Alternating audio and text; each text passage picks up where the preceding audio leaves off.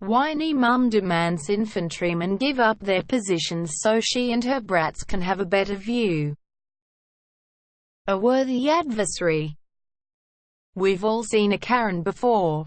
You know who. Sunglasses on, even though she's inside. Fresh highlights in her pixie cut.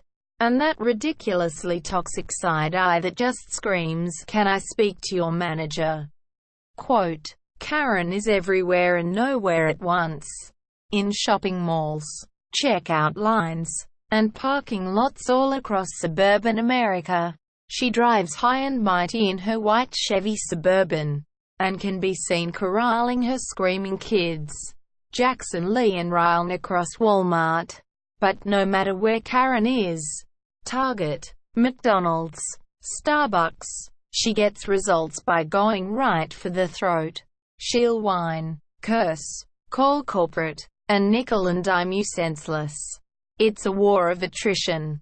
9 times out of 10 this usually works out in her favor, but there are some managers that just can't be swayed. Enter our protagonist, Sergeant John. He doesn't work at a big box store, but he's an employee of one of the biggest organizations out there. The one and only United States Army.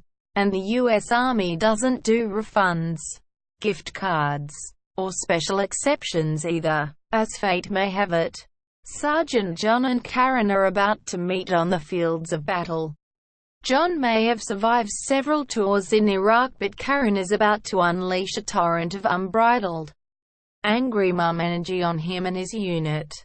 Less than a href equals https www.reddit.com/r/entitled-parents/comments/ep_tries_to_bully_in_infantrymen_dc/ greater than Operation Karen Storm. Less than a greater than will be an operation for the ages.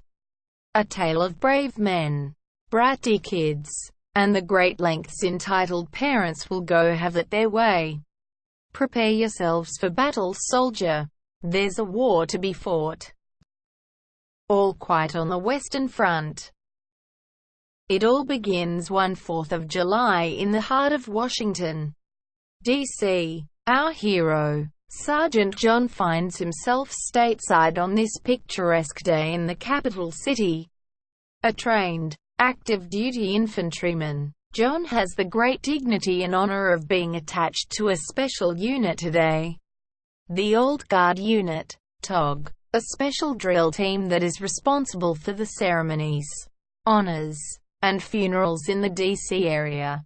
This includes making up other units such as the Sentinels on guard at the Tomb of the Unknown Soldier, the U.S. Army Drill Team, and the U.S. Continental Guard Team. The Old Guard Unit also has the distinction of the oldest active unit in the Army. In essence, these guys are as famed in military circles as the Royal Guards at Buckingham Palace. A super big deal. John's unit's specific task that day is to man the massive 3-inch anti-tank cannons of the Presidential Salute Battery. They'll be firing off blanks for the baseline of the 1812 Overture in the main performance. A high honor. John volunteered for the Old Guard Unit right out of basic and is reaping the rewards and privileges. The day is bright and easy. John and his comrades enjoy a cookout behind a roped-off area of the mall. So far the crowds have been thin, but as evening draws near, people begin to pack the mall shoulder to shoulder in anticipation for the fireworks show. Occasionally, people ask if they could join the cookout but are politely declined. Authorized personnel only. John looks out onto the Washington Mall. It's a beautiful day. But little does he know that there is a storm brewing.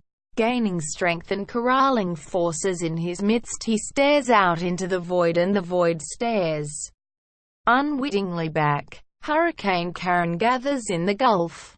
Until suddenly, like a rain cloud, she arrives.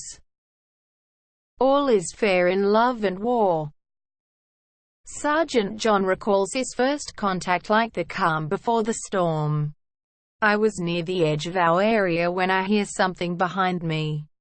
No, it wasn't an enemy recon team, monsieur, it was something much worse. I turned around and there she is, retells John. Pinched face and a haircut that says, "I want to speak with your manager's manager." The enemy was at the gates. "Excuse me, young man," asks Karen. "Could you ask your father to take this rope down? This is supposed to be a public area for everyone and my kids can't see the Capitol." "Ah, father." Quote. John blinks. At first glance, he sees no danger in the seemingly harmless lady. He's battled the Taliban before. What's the worst suburbia can throw at him? In the most polite customer service voice he can muster, he replies, "Sorry, ma'am, this area is reserved for members of the old guard and their families. If you'd like to come back a little closer to dusk, we'll be taking the rope down around then." The old guard? Karen has never heard of this before. John happily explains his unit's role as the primary ceremonial unit of U.S. Army and their mission to guard the president. Karen puts a hand over her eyes and scans them all. "Well, I don't see the president anywhere. Shouldn't you be escorting him somewhere then?" She scoffs sarcastically with an eye roll. "All right, so maybe this is why John got a job killing people instead of customer service. Maybe dealing with people just isn't his forte." Dumbfounded, he can only let out an before his commanding officer, Major Daniels, comes to the rescue to handle the situation. John takes this as his cue and heads back to his seat. "Let the big dogs take this one." Out of the corner of his eye he can see Daniels and Karen hashing it out. Phase 1. The whining. Karen looks especially annoyed but the major doesn't budge. She leaves in a defeated huff and the soldiers go about their holiday. Boo monsieur, end of story. Mission accomplished. Right? Well, if you thought this was the end of Karen's bold campaign then you're as sorely mistaken as Napoleon at Waterloo. Reinforcements. 2 hours pass by and the afternoon continues without a hitch, until the enemy rears her ugly head once more. Karen waltzes back, but with reinforcements this time. 2 Capitol police officers. "What the?" Quote. Major Daniels mutters under his breath. John lets his manager handle this one again. "Hi officers. What seems to be the problem?" asks Daniels. "Major Daniels," says the officer, exasperated. "Karen here says that your soldiers were making lewd gestures and comments towards her family. Is this true, sir?" Quote. The major, who runs a very tight platoon, can't help but chuckle. "Absolutely not. I've been supervising him all day. Nothing even close to that has happened today," replies Daniels. "Yeah, that's what we assumed," sighs the officer, scratching the back of his neck. "Well, case closed. You boys enjoy the fireworks now and carry on." The officers turn to Karen, who is furious now, and explain that the army has permission from the police to be posted here. "You mean you're going to just let them sit there and hog up all the space? I drove my kids 9 hours to see this." Karen exclaims, "Ma'am, these men are here with the expressed permission of the Capitol Police and the District of Columbia. There are signs literally right there that explicitly state that," says the officer, pointing at a sign 3 feet away. In the spirit of the 4th, Major Daniels tries to extend an olive branch to Karen. "Shouldn't today be the last day to quarrel with your fellow American?" "Ma'am, we're cleaning up our area right now," assures the major. "As soon as we are done we will be removing the rope to let everyone in. If you can be patient we can get you and your family right up front here in about 20 minutes. It may have been Karen's blind rage, but whatever Major Daniel said went flying over her head. Karen proceeds to stare at the men, much like a cow stares at an incoming train. In a dramatic huff she makes a 180 and walks away without a word. Looks like it's the last they've seen of Karen. The soldiers shrug and get back to cleaning up. Army 1 Karen 0. The elusive victory, or until all heck broke loose. Wounded in action. It was all quiet on the Western Front while the soldiers started breaking down the barriers, recalls the sergeant. We were just finishing up, taking the ropes off of the pylons and stacking them in the arms of another guy in the platoon, when out of nowhere, here comes Karen, trailed by her 4 children and obviously stressed spouse. A bold surprise attack. It's about time. Get out of my way. Karen screams, unaware of his impending doom. Private Perkins is steamrolled by the charging Karen.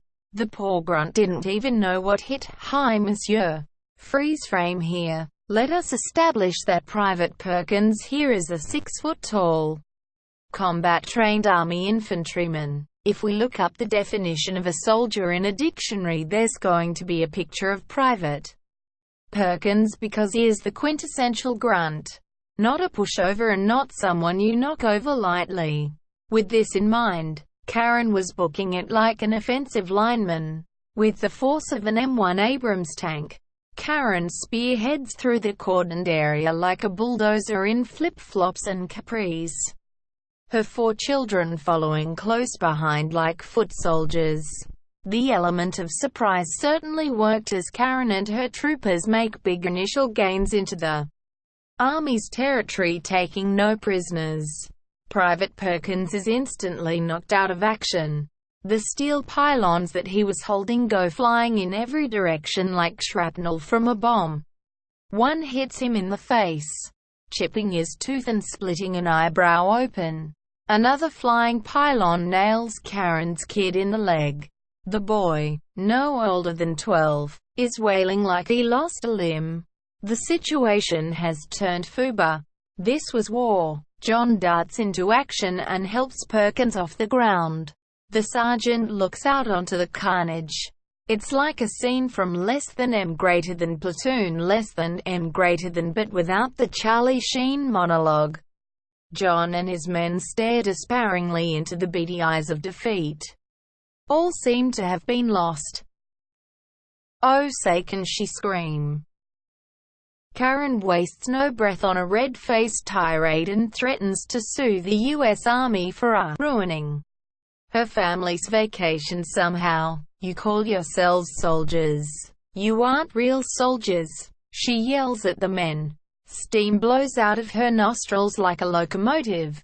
If Karen was Bruce Banner, this would be the part where she goes full Hulk and smashes the entire U.S. military with the rage of 1,000 wrong orders at McDonald's.